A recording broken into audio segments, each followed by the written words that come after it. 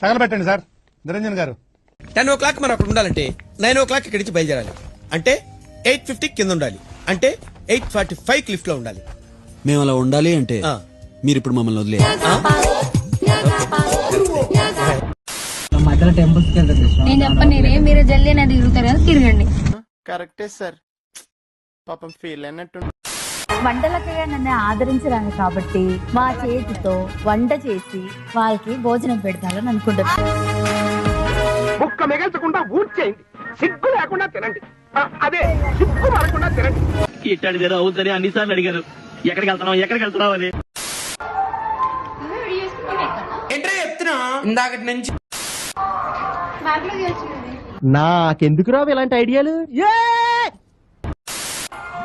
అందరు వస్తలేరు. ఇప్పుడు ఏంటి కల్పన గెలుకుంటున్నది? ఇప్పుడు